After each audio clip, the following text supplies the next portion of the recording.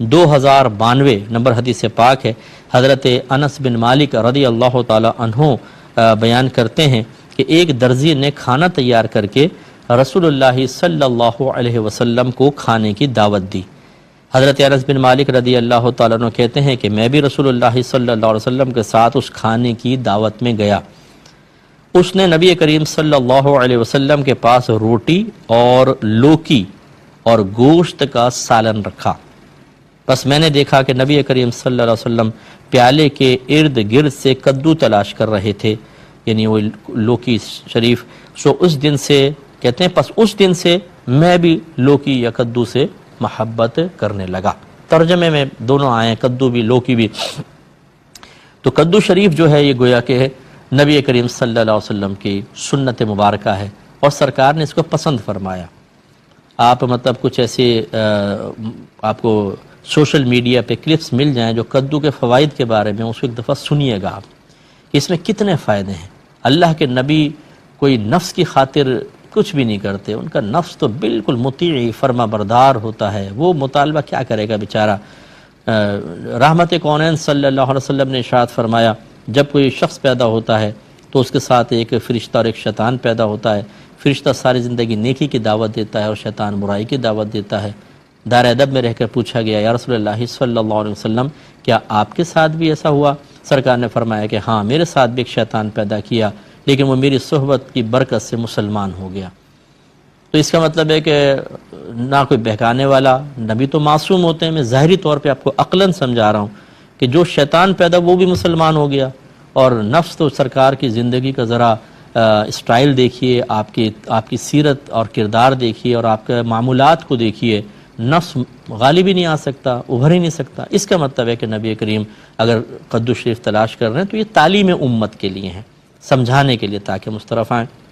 اب ہمارے اکثر جو گھروں کے اندر بچے ہیں وہ سبزی پسند نہیں کرتے، گوشت کھاتے ہیں، گوشت ہی گوشت، روزانہ گوشت بننا چاہیے، گوشت نہ بنے تو مصیبت۔ دال پہ ناک منہ چڑھاتے ہیں، سبزی پہ چڑھاتے ہیں، حالانکہ دال سبزی وغیرہ سب کھانی چاہیے اور ان میں بڑے سبزیوں میں بڑے فائدے، اور خصوصاً جس کو نبی کریم صلی اللہ علیہ وسلم پسند فرمائے۔ تو اس میں چند باتیں، ایک تو یہ کہ درزی نے سرکار کی دعوت کی، تو اپنے بزرگوں کی دعوت کرنا یہ بہت ہی اچھا ہوتا ہے۔ اگر کوئی آپ کے قریب ایسے عالم دین، بعمل عالم دین ہوں، نیک ہیں، پرہیزگار ہیں، متقی ہیں، خصوصاً تبلیغ دین فرماتے ہیں، ایسی کوئی شیخ ہیں جو واقعی صاحب علم بھی ہیں اور بے لوث لوگوں کی دین کی خدمت کرتے ہیں، ایسے لوگوں کو کبھی کبھار گھر پہ بلائیں، برکت ہوتی ہے۔ ان کا آنا ہی باعث برکت ہے۔ آپ کا ہمارا کوئی احسان نہیں ہوگا کہ ہم یہ سوچیں کہ ہم نے اتنے 1000 روپے کی دعوت کی تھی۔ کوئی بڑا اہتمام کی بھی حاجت نہیں، کوئی یہ نہیں کہ بہت زیادہ آپ اہتمام کریں، کھانا بنائیں، ان کو بلائیں، کھلائیں۔ ان کا آنا آپ کے لیے بہت بڑی سعادت اور بڑی آپ کو اجر ملے گا اور گھر میں بڑی برکات حاصل ہوتی ہیں۔ دوسرا اس میں ایک عاجزی کا پہلو دیکھیں، انہوں نے دعوت کی، سرکار ان کی دعوت پر گئے ہیں، ایک درزی ہیں۔ تو اس زمانے میں تو جیسے میں نے پہلے بھی عرض کیا تھا کہ یہ پیشے وغیرہ اتنا زیادہ ان کو کوئی خصیص نہیں سمجھا جاتا تھا، یعنی اس نگاہ سے نہیں دیکھتے تھے۔ آج کل تو بڑا ہی ہوتا ہے بھئی فلاں ایسا، فلاں ایسا، فلاں ایسا۔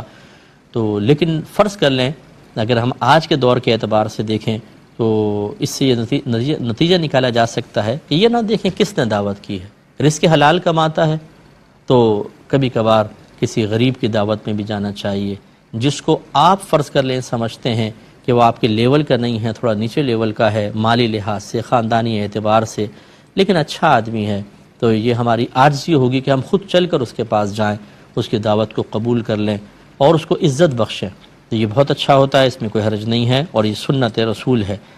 اور حضرت انس بن مالک کہتے ہیں کہ جب میں نے سرکار کو یہ دیکھا کہ آپ کا یہ شغف ہے اس سبزی کے اندر، تو پھر میں بھی اس کو پسند کرنے لگا۔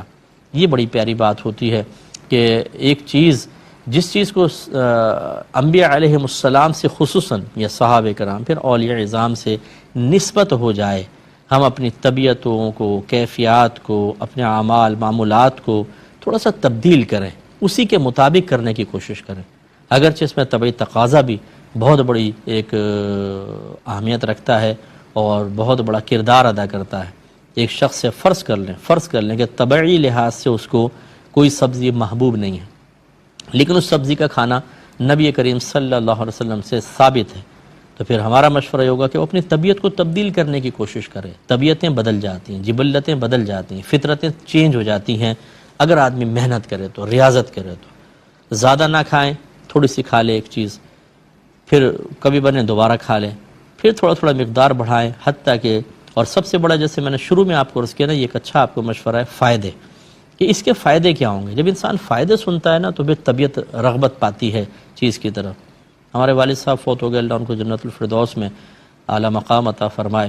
تو وہ حکمت بھی کرتے تھے، ہومیوپیتھک ڈاکٹر بھی تھے. وہ ہمیں مطلب کبھی کبھار بتاتے تھے کہ حکماء نے یہ کہا کہ اگر کسی چیز کے فائدے پہلے پڑھ کر پھر اس چیز کو استعمال کیا جائے تو نفسیاتی اعتبار سے جسم زیادہ جلدی اثر قبول کرتا ہے.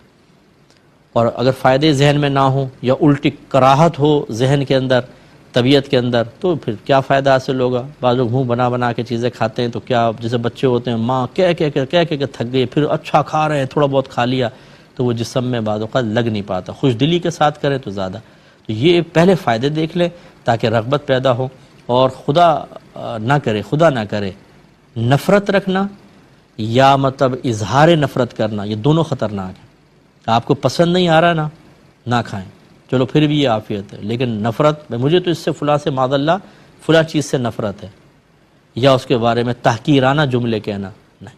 جس چیز کو اللہ کے نبی سے نسبت ہو جائے بس اس کے لیے اگر آپ کلام کریں گے تو اپنے ایمان کی فکر کریں، اللہ کی بارگاہ میں توبہ کریں. اگر کسی نے ایسا کیا ہے تو فوراً اللہ کی بارگاہ میں رجوع کریں، توبہ کر لیں اور آئندہ ایسا نہ کریں. اللہ الحمدللہ رب العالمین، اللہ نے، میں تحدیث نعمت کے طور پر عرض کرتا ہوں کہ ایسی ہماری تو ایسی طبیعت بنائی، ہر چیز کھا لیں کوئی نہیں. اور خصوصاً جس کو میرے آقا سے نسبت ہو جائے پھر تو مطلب یہ کہ طبیعت فوراً مائل ہو جاتی ہے. یہ گاڈ گفٹڈ چیز ہوتی ہے. آپ میں بہت سارے ایسے ہوں گے ماشاءاللہ، بس سنا تو ایک دم طبیعت مائل ہو گئی.